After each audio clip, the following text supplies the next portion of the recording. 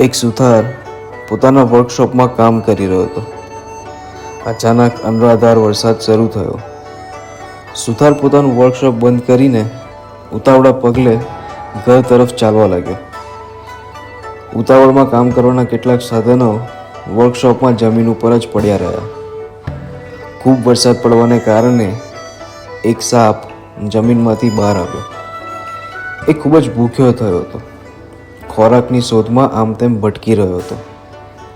આ સાપ રાત્રિના સમયે પેલા સુથારના વર્કશોપમાં દાખલ થયો અને કંઈક ખોરાક મળશે એ આશામાં આંટા મારવા લાગ્યો.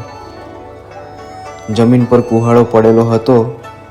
સાપ આ કુહાડા પરથી પસાર થયો અને કુહાડાની તીક્ષ્ણ ધારને કારણે એના શરીર ઉપર કાપો પડ્યો. સાપને થોડી પીડા થઈ અને શરીરમાંથી લોહી પણ નીકળવા માંડ્યું. એને બદલો લેવાનું નક્કી કર્યું. કુહાડાને પોતાના શરીરથી ભરડો લીધો અને કુહાડાની ધાર પર જ પ્રહાર કર્યો.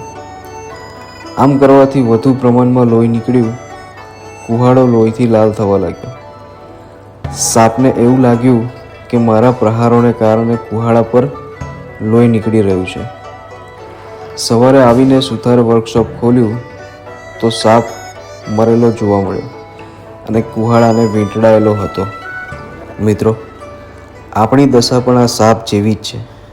બીજાને નુકસાન પહોંચાડવાના પ્રયાસમાં આપણી જાતને જ નુકસાન પહોંચાડીએ છીએ અને આપણને ખબર પણ નથી પડતી કે આપણે બીજાને નહીં, આપણને પોતાને જ નુકસાન પહોંચાડી રહ્યા છે.